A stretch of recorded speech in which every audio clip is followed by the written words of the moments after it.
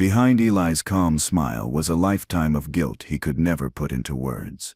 He had tried to hate Noah for what they shared, but hate never lasted. It always turned into something heavier, something like longing.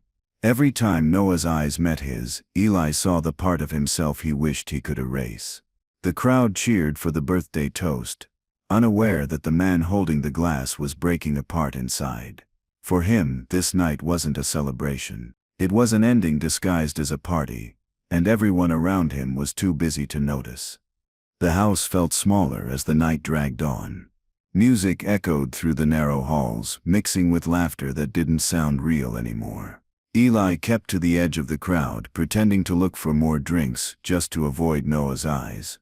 Every step he took reminded him of their childhood, of sneaking through these same rooms, whispering secrets they swore to take to the grave.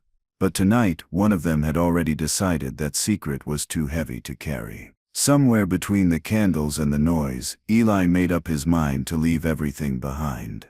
When they were 15, love had seemed harmless. It began as comfort, a shared escape from parents who argued through the walls.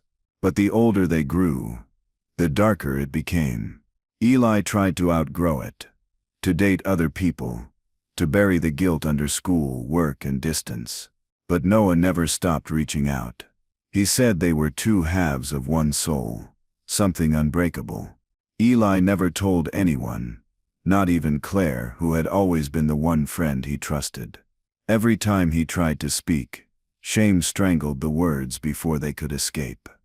The years rolled on, but nothing truly changed. Noah still had that same magnetic pull, the one that made Eli both furious and dependent. When they were apart, Eli missed him in ways he couldn't explain. When they were together, it felt wrong to breathe the same air. That confusion ate away at him quietly. He tried to move away once, taking a job 3 states over. But Noah found him within months, showing up at his door with a smile that made leaving impossible. That was when Eli stopped believing distance could save him. Noah's love had turned into something sharp. It wasn't about closeness anymore. It was about control. He wanted to be inside every part of Eli's life. His thoughts, his friends, his choices. When Eli met someone new, Noah acted supportive but watched every move. The relationship never lasted long. Noah always found a way to twist it, to make Eli feel guilty for trying to live like a normal man.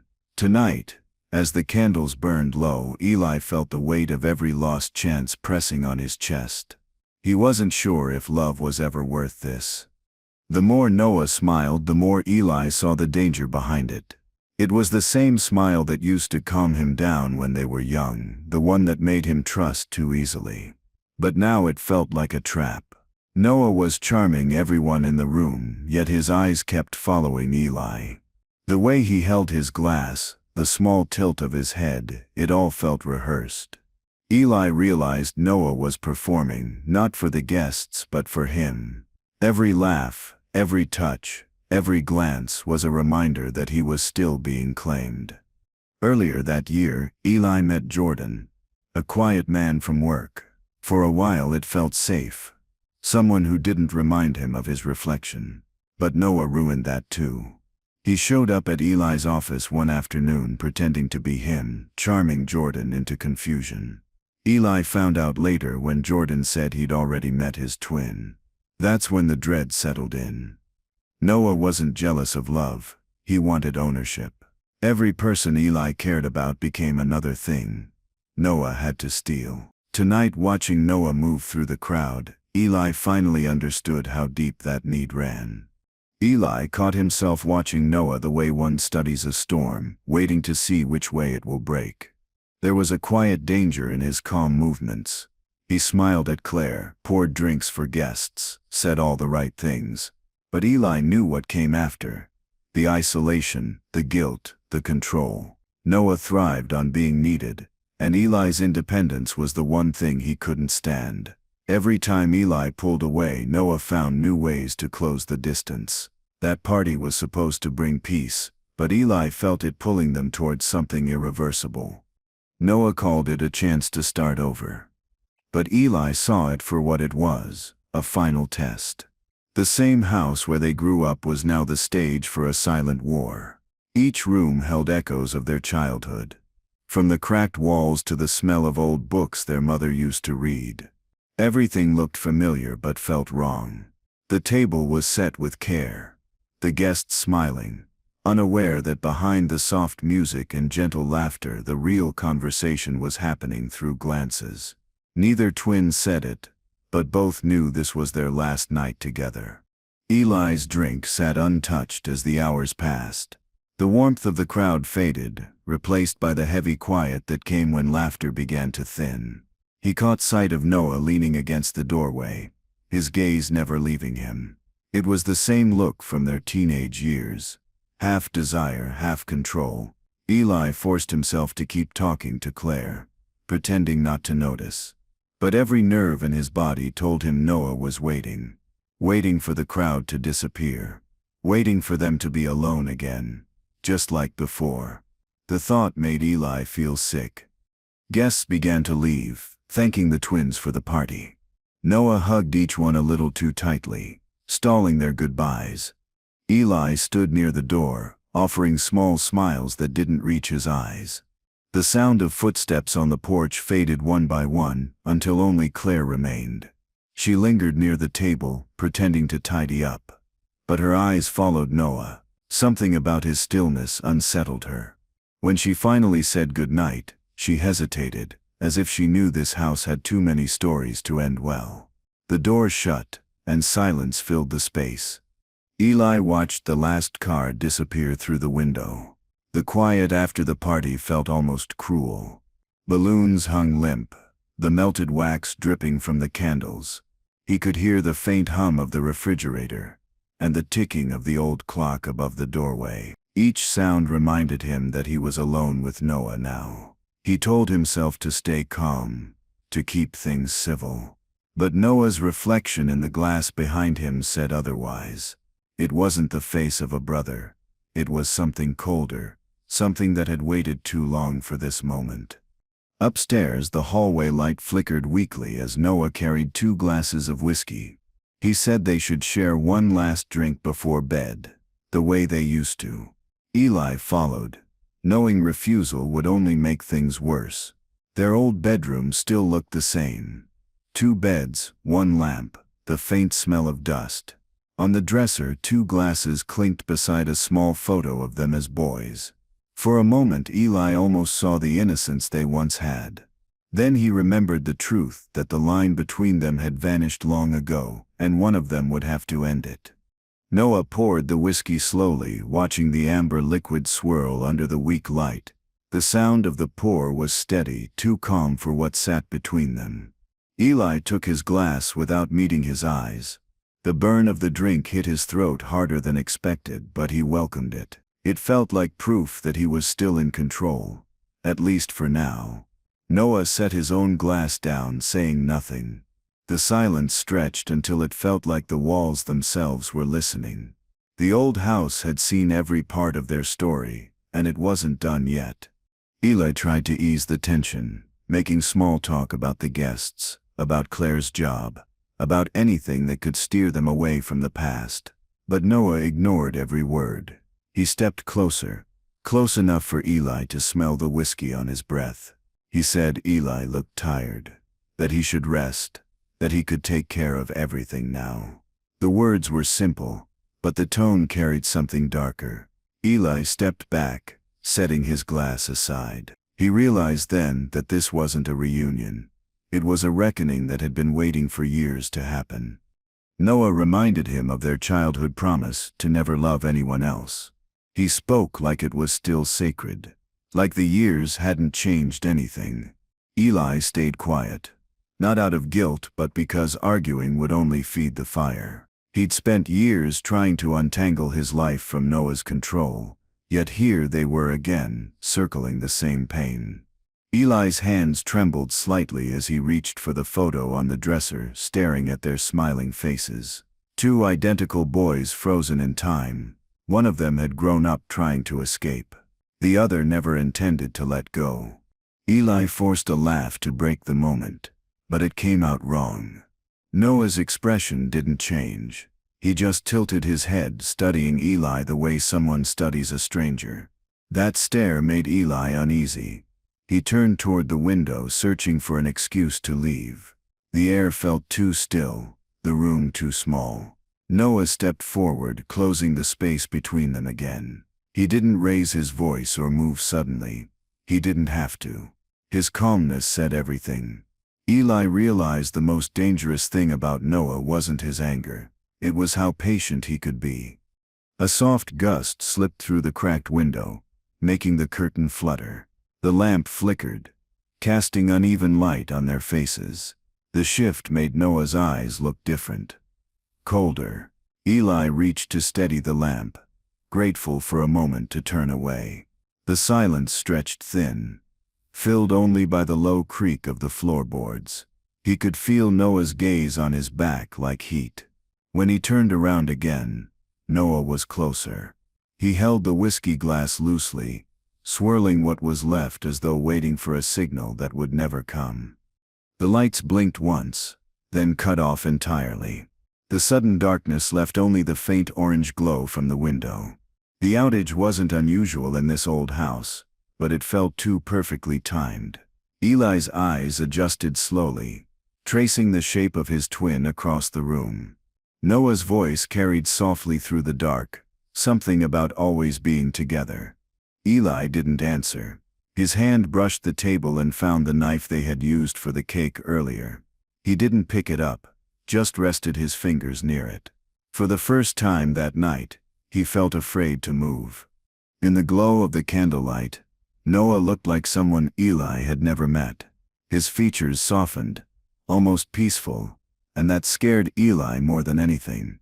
He asked what Noah wanted from him, but Noah didn't respond. He just stared at him with the same intensity he had shown years ago when this all began. The silence between them wasn't empty. It was full of everything unsaid. Eli realized that no apology or promise could change what they had become. Two people tied together by something that had stopped being love a long time ago. Eli picked up the knife, pretending to scrape the wax from the table. It gave him something to do, something that looked normal. Noah's eyes followed the blade.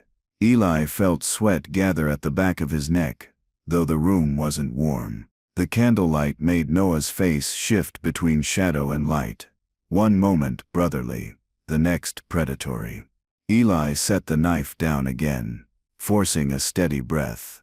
He told himself to stay calm, to survive the night, and leave in the morning. But deep down, he knew Noah wouldn't let him walk out that door.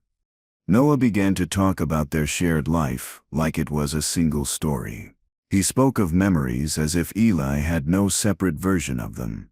Every experience, every choice, Noah twisted them into something they had supposedly done together. Eli listened in silence, realizing how deeply Noah believed it. The lines between them had vanished in Noah's mind. He wasn't just obsessed, he was rewriting their history.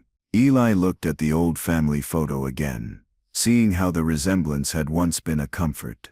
Now it felt like a curse he could never undo.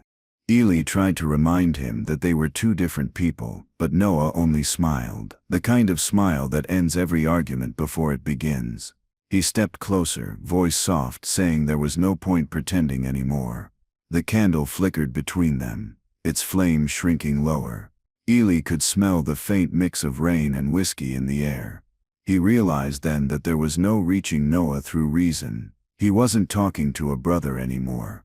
He was talking to someone who had decided they were one person and would do anything to make that real. Downstairs, Claire called out, saying she had forgotten her jacket. Eli froze. For a moment he considered answering, but Noah's hand brushed his arm, warning him to stay silent. They stood there, listening to her footsteps at the door. She knocked once, waited, then left. The car engine started, fading into the night. The sound of it driving away felt like the last connection to the outside world breaking. When the house fell quiet again, Noah locked the door, sliding the key into his pocket. Whatever happened next would happen here, behind these walls, with no one to stop it. The twins stood in silence, the locked door sealing them together. The faint hum of the refrigerator downstairs, mixed with the low rumble of rain outside. Noah leaned against the dresser, his shadow stretching across the floor. Eli sat on the edge of the bed, pretending calm, but his thoughts spun fast. The air between them was thick with unspoken memories, years of love twisted into something unrecognizable. Noah poured another drink, smiling faintly, as if the night had only just begun. Eli looked at him and understood. This wasn't love anymore. It was a cage, and he was trapped. A faint bell rang from somewhere outside, echoing through the rain-soaked streets. The sound drifted through the cracked window and settled into the quiet room. Eli remembered how that same bell marked the start of every school day when they were kids. Back then it meant another chance to escape their father's shouting. Now it sounded like a reminder of how trapped he'd become. Noah's gaze followed the sound too, his lips curving slightly as if the bell belonged to them alone. Eli stared at the flickering candle and wondered if the universe was warning him again. The ringing brought back a memory. 15 years old, hiding behind the gym after class. It was the first time Noah had leaned in close. The first time Eli's world had split into before and after. That kiss had changed everything. And the guilt that followed never left. Eli had told himself it was confusion. A mistake, something that would fade. But Noah had called it destiny. Standing in that same stillness now, Eli saw the full circle of it. The same connection that once comforted him was now the thing he feared most. It was both home and prison. Noah began speaking softly about how he'd protected Eli all these years. He said every choice he made was to keep them together. Eli didn't argue, but inside he felt the truth twisting. It wasn't protection. It was control disguised as love. Every time Eli tried to grow, Noah trimmed him back like a plant that couldn't be allowed to outgrow its pot. He could see now how deep those roots went, how his life had been shaped around Noah's need to possess. The bell outside kept ringing faintly, counting down to the moment everything would break. Eli stood and paced toward the window, pretending to listen to the rain. He needed to think. Noah watched him closely, eyes sharp but calm. Eli felt like a man under glass, every movement measured and noted. He thought about jumping out, about running, but the thought vanished quickly. Even if he escaped tonight, Noah would follow. He always did. Eli turned around slowly, forcing a steady voice, trying to end the night peacefully. But Noah only smiled, as if Eli's attempt at calm was part of the game. In his mind, this wasn't ending. It was beginning again. The lights flickered once more and came back with a harsh buzz. The sudden brightness exposed every shadow in the room. Dust floated in the air, the candle nearly burned out. Noah blinked against the glare, but Eli kept his eyes open. The illusion was gone now. This was no longer two brothers talking. It was a man standing across from something he didn't recognize. The soft features of childhood had hardened into control. Eli realized that Noah had stopped being his twin a long time ago. What stood before him now was something built entirely from obsession. The reflection from the mirror caught both their faces side by side. Eli stared at it, realizing he could no longer tell where his own expression ended and Noah's began. Their sameness used to comfort him. Now it felt like erasure. Noah noticed the reflection too, smirking at how identical they still were. He said nothing, but his silence carried a message, that he could become Eli completely if he wanted. Eli's stomach tightened at the thought. He looked away, but the reflection stayed in his mind, an image of himself being slowly replaced, piece by piece. Noah reached out, taking Eli's hand in a gesture that once meant safety. The warmth of it felt foreign now. Eli didn't pull away, though his body told him to. Noah's thumb brushed against his skin in slow circles like he was memorizing it. Eli stayed still, staring at their joined hands. It wasn't affection, it was possession. Every touch reminded him that Noah believed he still had a right to him. Eli pulled back finally, his chair scraping against the floor. Noah's smile didn't fade. He just leaned back, eyes narrowing, as if calculating his next move. The quiet between them thickened. Eli's mind ran through every plan he ever made to escape. He'd tried moving away, dating others, cutting contact, but nothing lasted. Noah always found his way back. Tonight, Eli understood why. Noah wasn't chasing love, he was chasing control. The relationship had become a pattern, repeating itself until Eli couldn't tell if he was resisting or cooperating. Every act of defiance only fed Noah's need to win. Sitting there, Eli realized his greatest mistake wasn't loving Noah, it was thinking he could ever stop him without destroying something bigger in the process. Eli tried to break the moment by speaking. Anything to change the current. His voice came out thin, almost fragile, as he said they couldn't keep living like this. Noah tilted his head, pretending to think about it. He said nothing, just let the silence stretch longer. Eli could feel his pulse hammering, but he stayed composed. The candle flickered out completely, leaving only the electric light above. He knew words wouldn't change anything, but he said them anyway.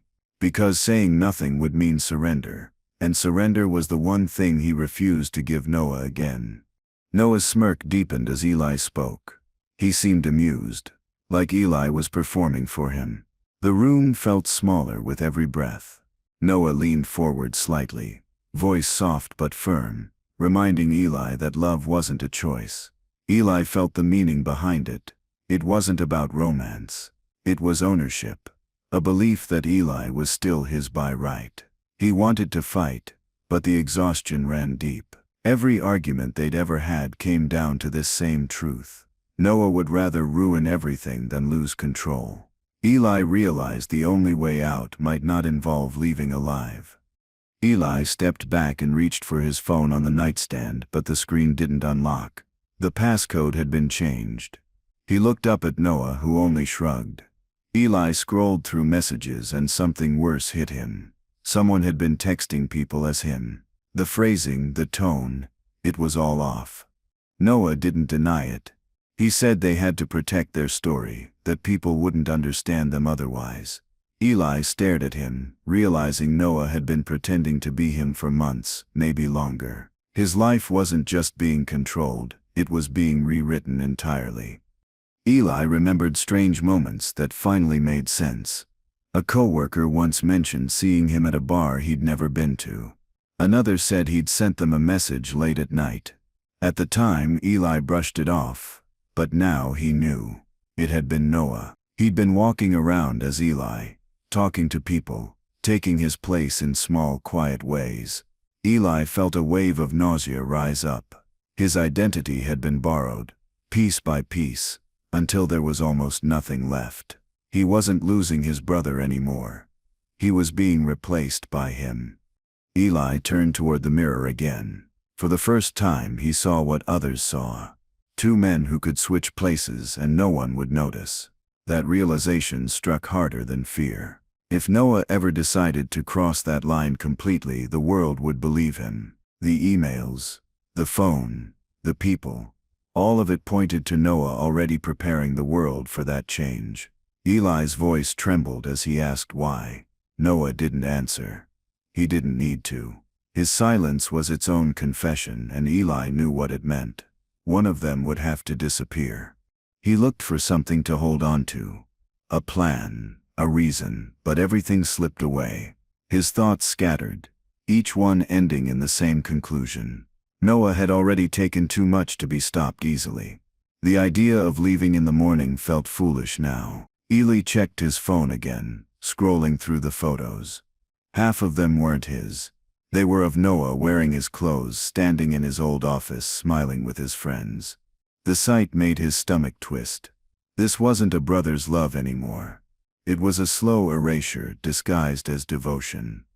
Noah finally spoke, his voice calm and low. He said they had always shared everything, and this was no different. He claimed it was fate that they were born identical, that their bond went beyond choice. Eli realized Noah truly believed it. There was no line between them in his mind anymore. He wasn't trying to destroy Eli out of hate. He thought he was completing something. That was the most terrifying part. This wasn't malice. It was belief. A deep, unshakable conviction that the only way to be whole was to become one person. Eli stood frozen, listening to the rain against the glass. He couldn't match Noah's calm, couldn't mirror the quiet confidence that came from madness disguised as love. So, he made a decision. If he couldn't change Noah, he would escape. In the morning, before anyone woke, he'd be gone. He would take a train to another city, change his number, start again. It was the same plan he'd failed at before, but this time he swore he'd follow through. He glanced toward the door, counting the steps it would take to reach it once Noah fell asleep.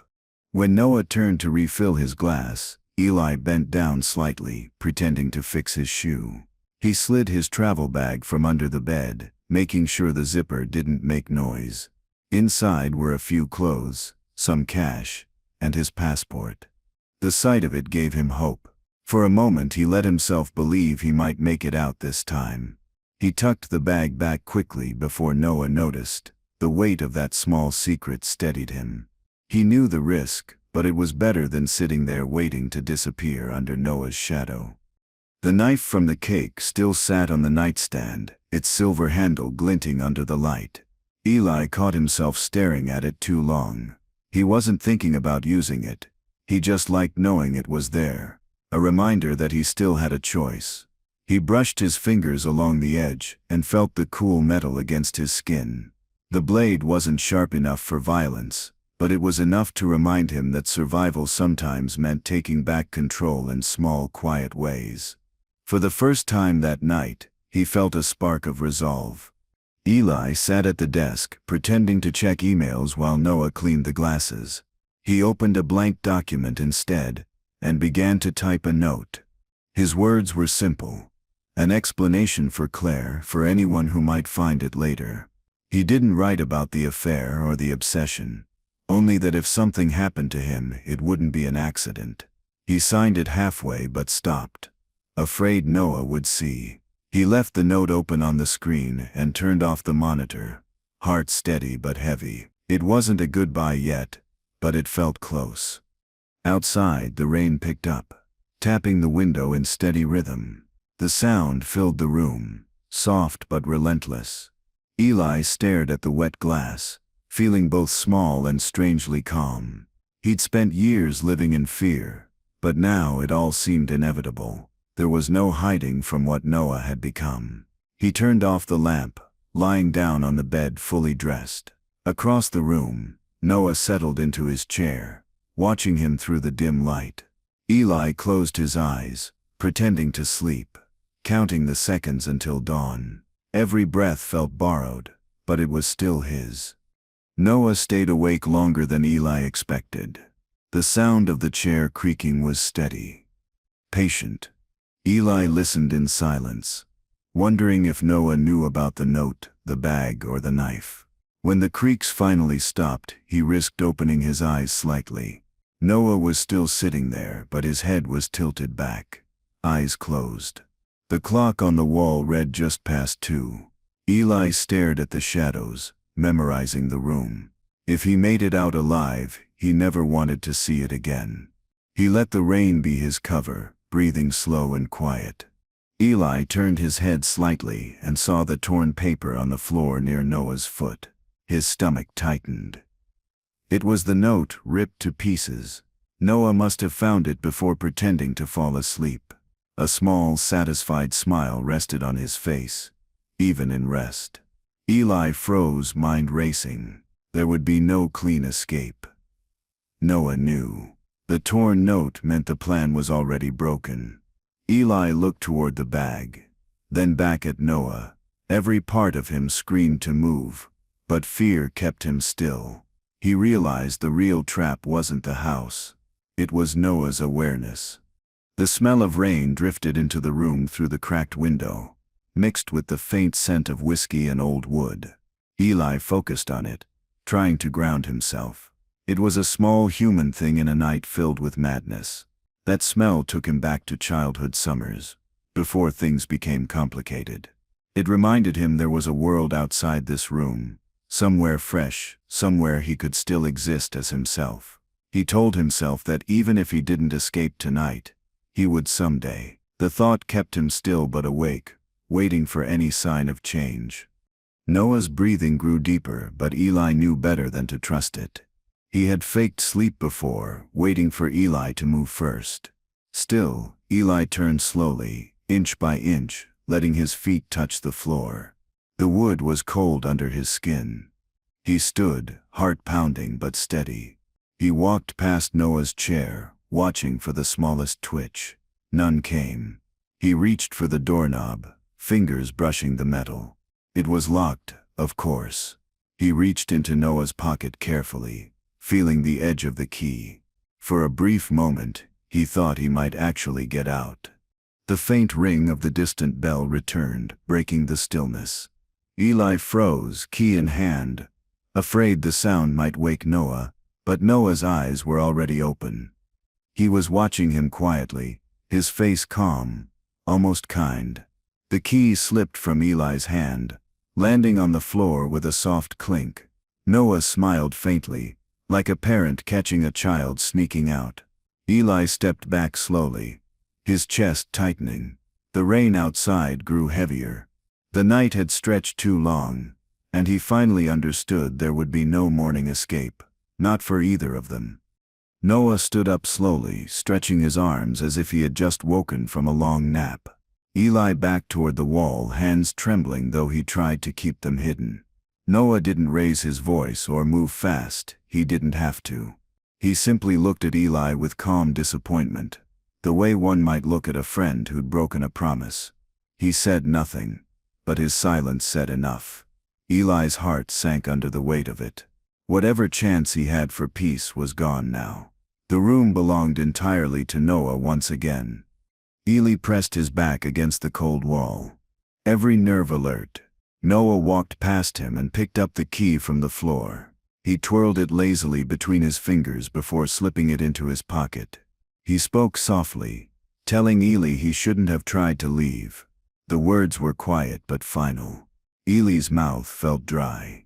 He wanted to argue, to shout, to break something, but he didn't. He stayed still, knowing how quickly Noah could shift from calm to dangerous. The control was complete now. Every exit in that room had turned into another locked door. Outside, thunder rumbled through the distance.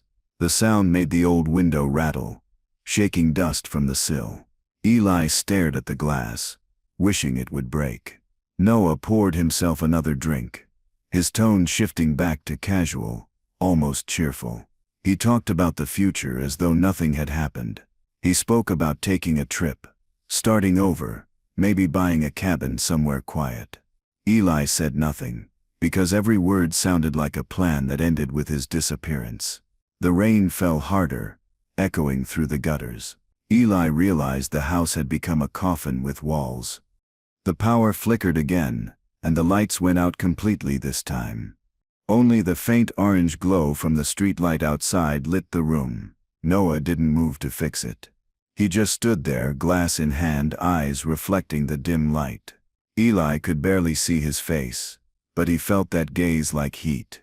Every sound in the house grew louder. The wind, the rain, the faint hum of the fridge downstairs. Noah whispered something under his breath, too quiet to understand. Eli didn't ask what it was. Some words were better left unheard in that house. The bell outside rang once more, clear and long, cutting through the storm. Noah's eyes flicked toward the sound, then back to Eli. For a moment, it almost seemed to anchor him. Then, just as quickly, he smiled again, slow and deliberate. He set his drink down, turning toward the window. Eli watched him closely, not sure what he was thinking. The sound of the bell echoed again, like it was marking something none of them could stop. Eli glanced at the door, but Noah turned back before he could move. The escape plan had turned into waiting. Before we go further into what really happened next, the night one twin stopped breathing.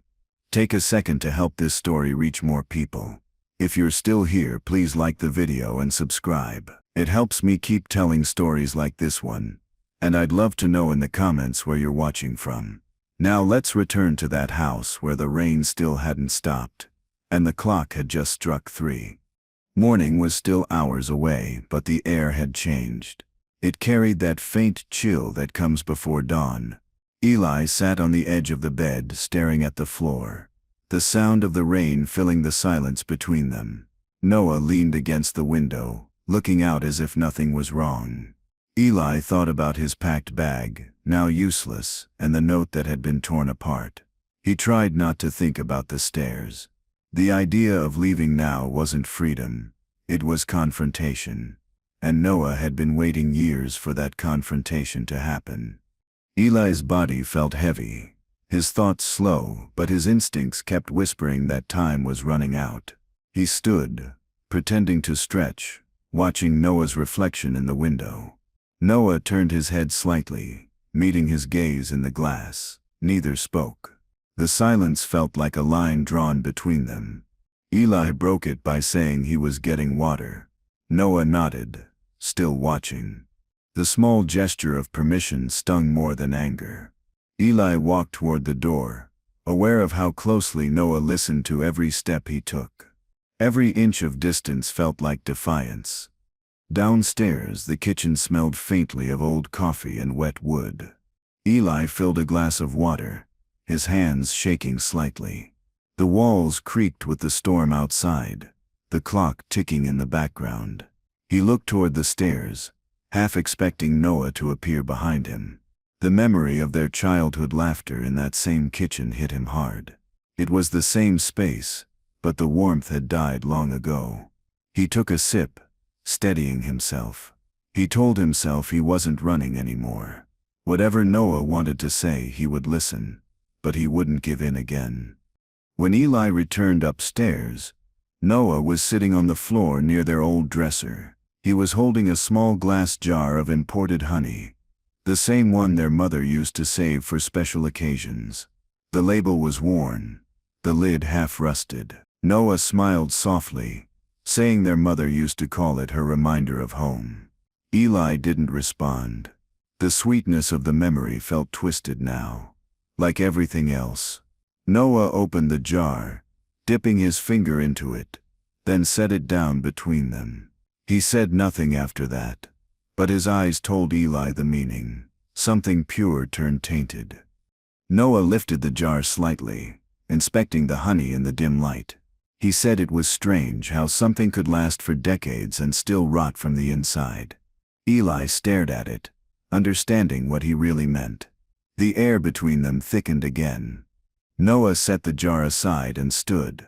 He said they should eat something before bed, like when they were young. Eli nodded, not trusting himself to speak. He knew every word now carried double meaning. Every movement felt like walking through a memory that had turned on him. The house itself seemed to hold its breath. Eli followed him downstairs into the kitchen. The old clock read 4. Noah moved easily, opening drawers, pulling plates from shelves. His calmness was more unnerving than anger. He hummed softly an old tune their mother used to sing. Eli sat at the table watching him slice bread and pour tea. Every detail felt deliberate, like they were performing some twisted version of normal life. When Noah finally sat down across from him, he smiled again and said they should share one last breakfast together. Eli felt the weight of those words settle like stones in his stomach. The bread was stale, the tea lukewarm, but they ate anyway. Neither looked up much. Eli chewed mechanically, thinking about how normal it all looked from the outside. 2 brothers having breakfast in their childhood kitchen, the storm calming outside. But the truth was right there in the silence. This meal wasn't about comfort. It was a countdown. Every sip, every swallow, every glance across the table brought them closer to the moment that had been waiting for years. When the plates were empty, Noah wiped his hands slowly, his expression unreadable. Eli already knew what came next. Noah began talking again, voice smooth and detached. He said twins shared everything from heartbeat to instinct. He said science didn't even understand how connected they really were. Eli stared at his empty plate, trying not to react. Noah leaned forward, asking if Eli ever felt it. The pull when one twin tried to leave. Eli didn't answer. He knew Noah wanted him to, but he refused to feed the fantasy. The question lingered in the air like smoke. Noah smiled faintly, convinced silence was confession. To him, Eli's quiet meant agreement. To Eli, it meant surrender was close. The kitchen clock ticked loud enough to fill the space between their words. Noah stood, pacing slowly, his hands moving as if painting invisible patterns in the air. He spoke about destiny, about how life kept pulling them back together no matter what Eli did. Eli said nothing, only followed him with his eyes. The rain had stopped, leaving the windows streaked with condensation. Noah's voice softened, almost affectionate. He said the world didn't need two of them, just one. Eli's fingers tightened around the edge of the table, holding on as if it could anchor him to himself. Noah's footsteps stopped behind him. The sound of his breathing was steady. Eli waited, refusing to turn around. Noah rested a hand on his shoulder, the same gesture that used to calm him down when they were boys. But it didn't comfort him now. It felt like ownership. He said quietly that he'd take care of everything from here on out, that Eli didn't have to fight anymore. The tone was soft but final. Eli's mind raced for something, any response that might break the moment, but none came. The house seemed to hold its breath again, waiting for movement. Eli stood suddenly, breaking the contact. The chair legs screeched against the tile, echoing through the quiet house. Noah didn't flinch. He simply looked at him with faint amusement, as though watching a child throw a tantrum. Eli's chest felt tight, but he forced himself to speak. He told Noah they weren't one person, that he was done being half of someone else. Noah's expression didn't change. He just tilted his head slightly, studying him with curiosity instead of anger. For a second, Eli wondered if Noah even understood what separation meant anymore. Maybe he truly didn't. The bell outside rang again, distant but clear. Eli turned his head instinctively toward the sound. Noah took a step closer, his presence filling the space between them. Eli didn't move this time. He realized running wouldn't save him. He needed to face this moment, even if it ended badly. Noah smiled faintly, that same unshakable calmness in his eyes. The ringing grew louder, as if it was calling both of them. Eli could see his reflection in Noah's gaze again, two identical faces, both broken in different ways, both unwilling to let go. Something had to break tonight. Eli stepped away from the table, toward the bottom of the stairs. Noah followed slowly, every movement quiet and measured. Eli reached the first step and turned, meeting his twin's eyes. The look they shared was heavy with everything unsaid. Love, resentment, history. Noah's voice was barely above a whisper when he said they should go back upstairs and talk. Eli shook his head, refusing to move. The standoff stretched long enough for the clock to tick 10 times. The tension between them wasn't loud or violent. It was silent and absolute. One step forward could end everything. The bell rang again, sharper this time, echoing through the entire house. The sound startled Eli enough to shift his weight slightly. Noah moved closer, one hand brushing the wooden rail. The faint scent of honey still clung to his skin. Eli took another step up the stairs, wanting distance, but Noah stayed close. Their eyes locked, both refusing to look away. The sound of rain began to fade outside, replaced by the rhythmic ticking of the clock. Time itself felt slower now. Each breath was a negotiation between survival and surrender, between leaving and staying. Noah reached the bottom of the stairs and stopped just below Eli. His tone softened again, telling him they could fix things, that this didn't have to end badly. Eli didn't respond. He could see the faint tremor in Noah's hands, the quiet instability behind his calm face. For a brief moment, Eli felt pity. Then Noah smiled again, and the pity disappeared. That smile had always meant danger. Eli said one quiet word, "Enough," and turned to go up. Noah followed immediately. The soft sound of their footsteps climbing together echoed like an old repeated ritual. When they reached the landing, Noah grabbed Eli's arm, pulling him close. The move wasn't violent, but it was firm. Eli turned sharply, face inches from Noah's. The air between them felt charged. Noah leaned closer, whispering something only Eli could hear. The words were too quiet to catch fully, but Eli understood the tone. It was both a promise and a threat.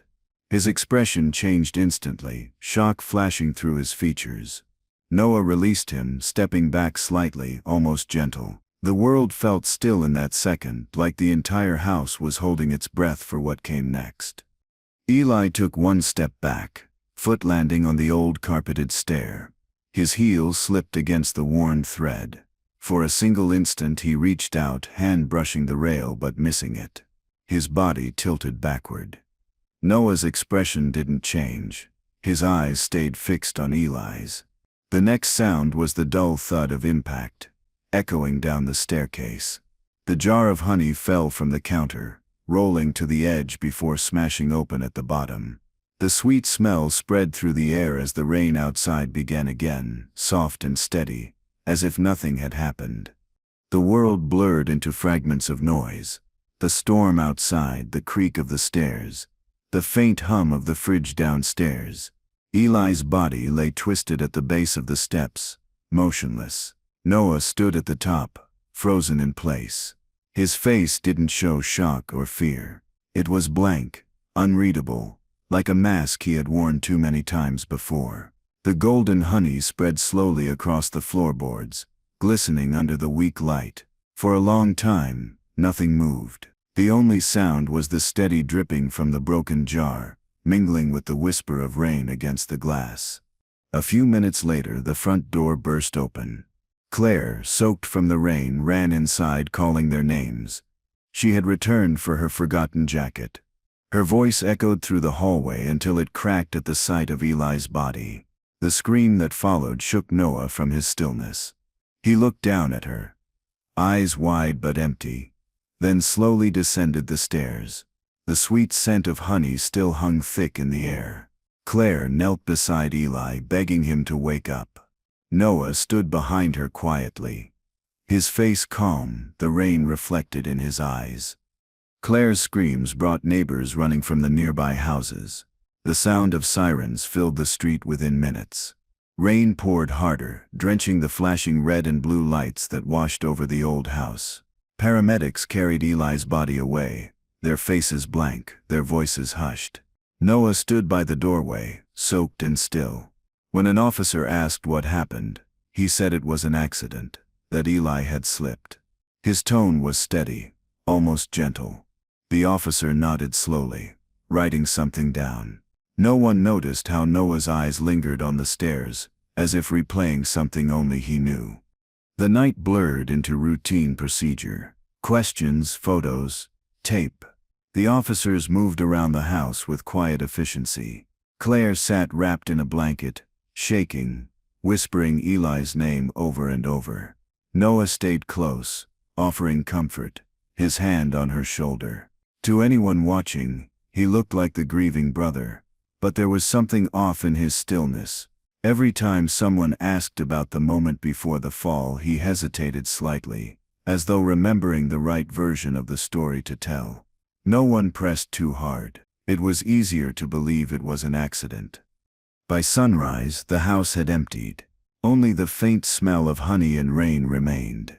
The officers promised to review the surveillance footage before closing the case. Noah thanked them politely, his voice soft and controlled. Claire stayed until the ambulance left. Her eyes red and distant. She didn't trust her voice enough to speak. Noah closed the door behind her and stood in the hallway alone. The silence felt too big for the house. He walked slowly back to the stairs, tracing the marks on the carpet where Eli had slipped. He whispered something under his breath and smiled. Later that day, the footage arrived at the station. The camera by the hallway had caught everything clearly. The quiet argument, the slow approach, the whisper, and the fall. The audio was lost, but the image was clear. Noah leaned close to Eli's ear just seconds before the slip. Investigators paused and replayed it, watching Eli's face shift from calm to horror in an instant. They couldn't hear the words, but they could see the intent. It wasn't a push. It wasn't force. It was something said that made Eli step back on his own. That was the hardest part to explain. The footage spread quickly among the officers before being flagged for deeper review. Some thought it was nothing more than bad timing. Others saw something darker. The lead detective watched it over and over, trying to read their lips. He noticed the faint smirk on Noah's face after Eli fell. It wasn't shock. It was calm acceptance. The detective ordered a full investigation. What started as a tragic fall was now something else entirely. When they arrived back at the house to question Noah again, he was sitting in the same chair, waiting, as if he knew they'd return. The interview was quiet and short. Noah answered each question smoothly, offering details that matched the scene but felt rehearsed.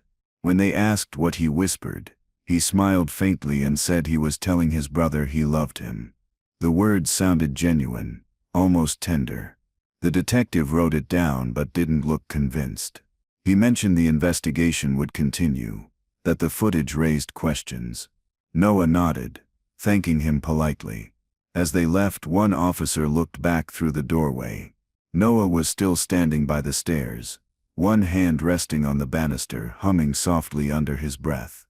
Within a week, the footage leaked online. Someone uploaded it to a forum about unsolved mysteries, framing it as the whisper before the fall. People slowed it down, enhanced the pixels, analyzed every frame. They argued endlessly about what Noah had said. Some claimed he whispered, "I love you." Others swore it looked like mine. The debate spread fast. The internet turned the tragedy into fascination. News outlets replayed the clip on repeat, turning a family's darkest secret into public spectacle. Noah never responded to reporters. He stayed silent, letting people decide which version of the truth they wanted. Claire watched the footage too. She couldn't look away from the moment Eli's face changed. That expression, shock mixed with understanding, haunted her. She called the detective, asking if there was sound, if they'd ever know what was said. He told her no, the file was corrupted. That only made it worse. She started visiting the house again, leaving flowers by the stairs. Every visit felt like unfinished business. The sound of rain on the old roof brought back the night in pieces, the smell of honey, the echo of her own scream, and the way Noah had smiled afterward. The investigation deepened. Detectives found inconsistencies in Noah's timeline. Bank records, messages, and emails suggested identity overlap that didn't make sense. 2 accounts under Eli's name had been active after his death, sending notes to old friends, writing posts he never could have written. They traced them back to Noah's devices. When confronted, he didn't deny it. He said Eli wanted him to keep things running. He said it felt wrong to let everything stop. The logic was twisted, but his voice carried such calm conviction that even the detectives paused, unsure if they were hearing delusion or devotion. The case shifted from accident to homicide. Noah's calmness during questioning disturbed everyone in the room. He didn't react when told he was under arrest. He asked for tea before being taken away, thanking the officers for their time. The lead detective said he'd never seen anyone like him, someone who treated a murder charge like a formality. When asked again what he whispered that night, Noah only smiled. He said if they listened closely enough, they'd hear it themselves. That answer made everyone in the room uncomfortable. The silence that followed felt heavier than any confession. News of his arrest spread quickly. Social media turned the case into obsession. People dissected the twins' childhood, their photos, their matching smiles. Every memory became evidence of something hidden. Old classmates came forward with stories about how close they were, about strange moments that made sense only now. Some painted Noah as a jealous brother. Others called it a tragic love story. The truth didn't matter anymore. What mattered was the mystery. For the public, it was entertainment. For those who knew them, it was unbearable. No one could agree where the line between love and control had broken. At the trial, the footage played on a large screen. The courtroom was silent, except for the faint hum of the projector. The image of Noah leaning close, the whisper, the fall, it repeated twice before the prosecutor turned it off. Claire sat in the front row, hands clasped together. Noah didn't look at her once. When asked to explain his actions, he said he and Eli were one, that he had only done what Eli couldn't finish. The courtroom stirred with whispers, reporters scribbling furiously. Noah didn't flinch. To him it was all logic. To everyone else, it was madness. Prosecutors presented evidence of manipulation spanning years: emails, phone records, fake profiles. Noah had been impersonating Eli long before his death. He had blurred the lines between them so completely that even their co-workers couldn't tell who was who. Witnesses testified to strange encounters, moments where Noah claimed to be Eli for convenience. One even mentioned receiving a message from Eli weeks after the funeral. Every detail made the picture clearer. This wasn't jealousy or rage. It was obsession crafted over decades. Noah had wanted control of every version of Eli that existed, both living and remembered. The defense argued mental instability. They said Noah had a delusional attachment disorder, that he believed he and Eli were halves of one person. The courtroom listened in silence. Noah sat calm, hands folded neatly on the table, nodding at his lawyer's words. When asked directly if he regretted what happened, he smiled softly and said no, because Eli wasn't gone. He said he still felt him inside, breathing through every thought. The jurors shifted uncomfortably. His calmness made it worse than anger ever could. It wasn't cruelty, it was certainty. And that certainty terrified everyone who heard it. A forensic psychologist took the stand explaining Noah's mindset. He said Noah's need to merge wasn't driven by hate but by fear. Fear of losing the only reflection that proved he existed. When Eli tried to separate, Noah saw it as a kind of death, so he prevented it. The only way he knew how. The explanation didn't excuse anything, but it gave shape to the madness. People listened, half in pity, half in horror. Noah looked peaceful through it all, as if the words described someone else entirely. He didn't see himself as broken. He saw himself as complete. Claire was called to testify next. She spoke quietly, her voice shaking at first, but growing stronger with every word. She talked about Eli's fear in the months before his death, about how he had tried to escape, how Noah always found him. She described the way Noah looked that night, the calmness, the stillness, the lack of shock. She said she didn't believe it was an accident. She believed Noah planned everything, even the whisper. Her eyes filled with tears when she said Eli had once told her he was afraid of becoming invisible. The courtroom stayed silent after that. The evidence stacked higher each day. Forensics confirmed fingerprints on Eli's phone, messages traced to Noah's devices, and overlapping accounts of impersonation. The prosecution called it a long-term identity theft turned murder. The defense called it psychosis. Through it all, Noah sat unbothered, sometimes smiling faintly, sometimes doodling small patterns on his notepad. The image of him, calm, polite, almost gentle, confused everyone. He wasn't the monster they expected. He was something quieter, more calculated. The courtroom learned quickly that evil didn't always scream. Sometimes it whispered, and sometimes it wore the same face as the one it destroyed. When the verdict came, the jury didn't take long. Guilty of murder. Life in prison without parole. Noah didn't react. He simply looked at the judge, then at the photo of him and Eli shown on the screen, two identical boys smiling. He said softly that it was fair, that he had been waiting for this balance. Reporters filled the room with flashes and questions, but Noah didn't look at them.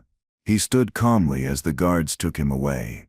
For the first time in months, the public seemed to lose interest. But the story wasn't finished. Not for him. In prison, Noah became quiet and cooperative. He never fought, never complained. He spent hours reading, writing, and sitting by the window when the rain came. Guards said he was easy to manage, polite to everyone. But at night they'd find him talking softly to himself, as if to someone only he could see. They assumed it was part of his illness. But he wasn't arguing or pleading. He was laughing quietly, the kind of laugh people share with someone familiar. They stopped checking after a while.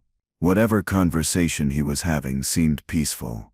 Maybe that was the worst part. Months passed.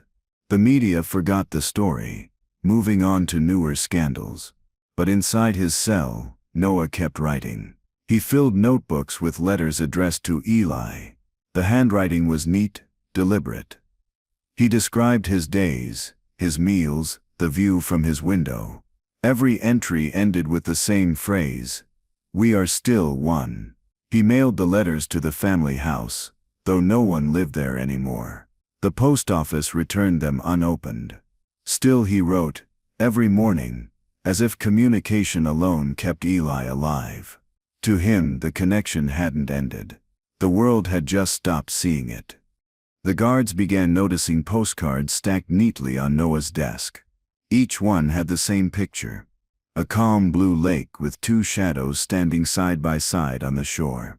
The messages were short, sometimes just a few words. Miss breakfast. Rain again. Still together. No one knew where he got them, but the pile grew each week. He never explained. When asked who they were for, he smiled and said, "My brother's just away." They didn't press further. It was easier to leave him in that illusion than to break something that seemed almost gentle in its delusion. During one of the therapy sessions, the counselor asked Noah what he felt when Eli died. He paused for a long time before answering. He said it felt like closing a door behind himself, not losing someone. The counselor noted it down carefully, unsure what to say. Noah looked out the small barred window, rain dripping down the glass. He said he still heard the bell sometimes, faint and distant, ringing like it did that night. The counselor asked what the bell meant to him. Noah smiled faintly and said it meant Eli was near, just quiet now. Claire visited the prison once, unable to let go of unanswered questions. She sat across the glass from Noah, searching for any trace of regret. He greeted her warmly, asked about her job, her life. He never mentioned Eli until she brought it up. When she asked why he did it, his expression softened. He said Eli wanted peace, that he had given it to him.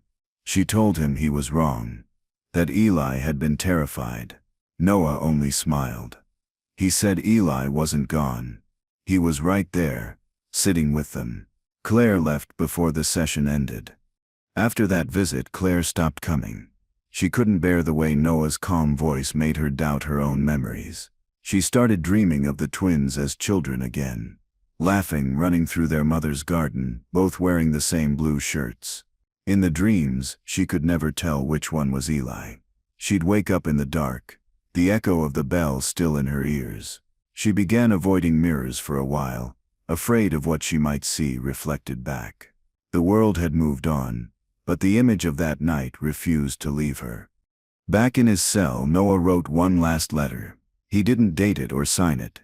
He simply wrote that Eli was finally quiet, that the noise in his head had stopped. He folded it neatly and placed it under the pillow. That night, rain fell again outside the prison walls and the faint sound of a bell echoed through the distance. The guards doing rounds found him asleep, a faint smile on his face. They didn't know about the letter until morning. When they read it, none of them spoke for a while. It didn't need an explanation. The warden entered Noah's cell quietly at dawn. The light filtered through the small window, turning the room pale blue. Noah was still sitting upright on the bed, his hands folded neatly in his lap. The letter was gone, only a faint indentation left on the pillow. On the desk, the stack of postcards was perfectly aligned, each one facing up. The guard said he hadn't spoken all morning. He just sat there calm as ever, looking out at the rain. When asked if he was all right, He said he was waiting for Eli to finish telling him a story. They moved him to the infirmary for evaluation. The doctor found no physical issues, just exhaustion. Noah said he didn't sleep much because Eli talked too loudly at night. When asked what Eli said, Noah smiled and said, "He's just catching me up." The doctor wrote it off as delusion, but his tone carried conviction. There was no sign of distress, no hint of fear. He seemed almost peaceful, like a man who had accepted a truth no one else could understand. The sound of rain tapping on the glass seemed to calm him, syncing with his quiet breathing. Weeks passed and the staff grew used to Noah's calm behavior. He kept to himself, wrote letters no one received, and stared out the window every time it rained. When asked what he saw, he said he was watching the reflection of the lake near their childhood home. The nurses didn't correct him. He described it vividly. Two figures standing by the water, one always waiting for the other to arrive. They started calling it his lake story. Some found it eerie, others thought it was just his way of making peace. No one ever asked who arrived first. One night during another storm, a guard making rounds noticed Noah still awake. He was sitting at the window, murmuring softly. The guard paused outside, listening. Noah's tone was calm, like he was telling someone about his day. When the guard opened the door to check, Noah turned and smiled. He said Eli had just told him a joke, that it wasn't very funny, but he laughed anyway. The guard nodded awkwardly and left him there. Later, when asked about it, he said he couldn't explain it, but for a moment he swore he heard two voices laughing. Time blurred inside the prison. The seasons changed. The outside world moved on, but Noah stayed the same. His hair grew longer, his letters shorter. He no longer wrote about meals or weather. He wrote about waiting. He said Eli had promised to return when the bell rang again. The guards stopped paying attention to the details, assuming it was part of his illness. But the bell he spoke of, the faint one from the factory near the prison, did ring some nights when the wind carried sound just right.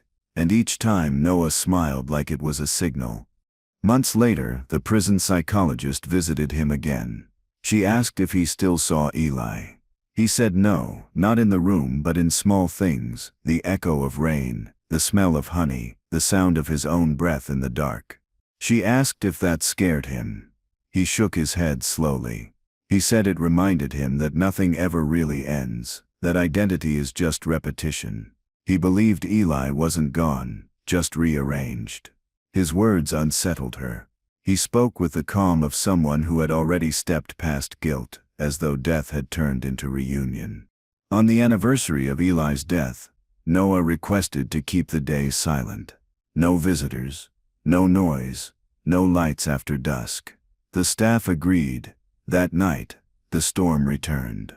The bell from the nearby town rang through the wind, long and hollow. A guard walking past his cell saw Noah standing by the window again, head tilted, lips moving in quiet conversation. He stayed there for hours. When the storm broke, the guard looked in once more. The bed was empty, the window still closed, and the desk perfectly clean. Only one postcard remained, placed neatly in the center.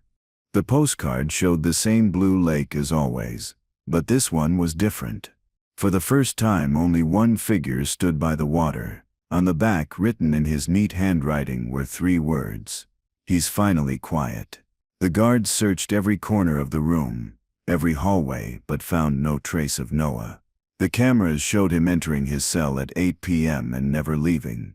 The official report listed it as a suicide without a body, but the staff who had known him for years said the room didn't feel like loss. It felt emptied, not abandoned. News of Noah's disappearance spread briefly before fading into rumor. Some said he escaped. Others claimed he was transferred in secret. Only the warden knew the truth.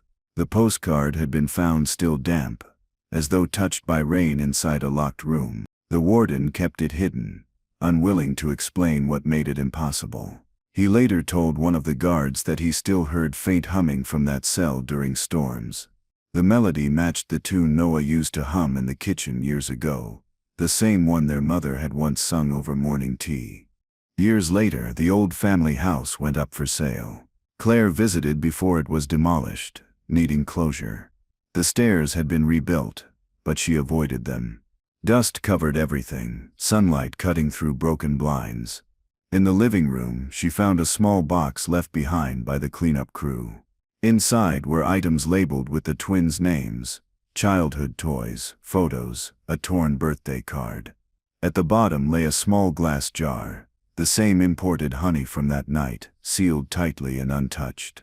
The sight of it made her knees weaken. She didn't open it, she just placed it back. The house smelled faintly of dust and rain. Claire walked through the rooms one last time, each step echoing memories she couldn't erase. When she reached the front door, something glinted on the old kitchen table. It was a photo of the twins as children, arms wrapped around each other, faces bright. Around their wrists was a faint red thread, almost too thin to notice. She traced it with her thumb, wondering who tied it. Maybe it was their mother. Maybe it was one of them. Either way, it had held far longer than it should have. She left the photo where she found it, setting it beside a half-melted candle and a faded napkin with their initials. The house felt strangely peaceful now. The rain had stopped, sunlight breaking through the clouds. She stepped outside, closing the door gently behind her.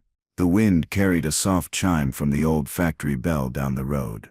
It was faint, but clear enough to recognize. She stood still, listening. For the first time in years, the sound didn't frighten her. It felt like a goodbye that had taken too long to arrive. She let it pass quietly. That night, Claire couldn't sleep. She kept thinking about the jar of honey, the red thread, the bell. She opened her window to let the air in, and for a moment she swore she smelled rain mixed with sweetness. Somewhere far off, thunder rolled across the sky. She looked out and saw nothing but darkness. But deep inside, she felt like the story wasn't over. Some bonds don't break, they just change shape. She didn't know if she believed in ghosts, but she whispered Eli's name anyway, just in case he was still listening somewhere between the echoes. The next morning, Claire received a letter in the mail. No return address, no stamp. Just her name written in neat handwriting she recognized. Inside was a single postcard. It showed the same lake from Noah's old collection. But this time, two figures stood side by side again, holding hands. On the back were the words, "The rain stopped." Her hands trembled as she read it. The date printed on the postcard matched that morning. She looked out the window at the bright sky and felt a strange calm wash over her. Somehow, she knew she wouldn't receive another one. Years passed. The story of the twins turned into whispers told in classrooms and late-night podcasts. People changed details, added endings, twisted facts into folklore. Some said both brothers died that night, and what followed was unfinished business. Others said Noah's obsession had pulled them both into madness. But those who had been close, like Claire, never tried to correct anyone. She knew the truth wasn't meant to be retold endlessly. It was meant to rest. Some stories end quietly, not with justice or forgiveness, but with stillness. She hoped the twins had finally found that stillness somewhere no one could touch. One rainy evening, a caretaker at the demolished site of the old house claimed he heard laughter near the foundation. He said it sounded like two voices, faint but clear, followed by a bell ringing once through the wind. When he turned around, no one was there. The ground was wet, but two sets of footprints led toward the road, vanishing where the pavement began. He told his supervisor the story the next day, half embarrassed, half afraid. The supervisor shrugged and said maybe the house just wasn't ready to be forgotten yet. Some places never are. At the local library, an archivist sorting through old police files found an envelope with no label. Inside was a photo of the twins in their 20s standing by a lake. It wasn't one she'd seen before. The back had a faint note in faded ink. One body, two reflections. She slipped it into a drawer, thinking it belonged to the unsolved case files. But that night she dreamed of water and bells. of two figures standing side by side in silence. When she woke, she couldn't remember their faces, only the feeling that one of them had been smiling. Years turned into decades. The story of the twins faded from memory, their names mentioned only in passing by older residents. The factory bell still rang every morning and evening, its tone weathered but steady. Sometimes during heavy storms, locals claimed they could see two figures on the road near the old house site. They never stayed long, vanishing when headlights got too close. People stopped questioning it. The town had learned to live with its ghosts, or whatever remained of them, treating them not as curses but reminders that even silence can hold memory. Claire grew old in a small coastal town. She kept the last postcard framed on her bedside table. Visitors often asked about it, and she always said it was a reminder that closure doesn't come when you want it to. It comes when it's ready. She never explained more. On quiet nights, she still heard faint echoes of a bell through the sea wind. Sometimes she imagined two shadows walking near the shoreline, reflections blending into one as the waves touched their feet. Whether it was real or not didn't matter. It was peace, and that was enough. When Claire passed away, her belongings were donated to a local charity. Among them was the framed postcard, still in perfect condition. The new owner of the shop that received it hung it near the entrance, thinking it was beautiful. Customers often paused to look at it, commenting on the stillness of the lake, the way the light reflected off the water. None of them noticed the faint shape of a bell in the clouds, or the way one of the shadows on the shore leaned slightly toward the other.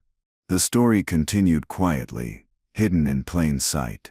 Decades later, the old prison was torn down. During demolition, a worker found a sealed envelope inside the wall near the infirmary. It contained one final postcard. The same lake, but this time empty, no figures, no bell, only ripples across calm water. On the back were 5 words written in fading ink. "It's quiet here at last." The site manager turned it over a few times, unsure what it meant. He handed it to the local museum, where it was displayed in a glass case labeled Anonymous Correspondence, Origin Unknown. Visitors passed by it daily, never knowing its history. The postcard became a small mystery in town lore. People made theories, wrote short stories, even painted murals of the lake. But the truth stayed simple. A story of love, obsession and reflection that refused to fade.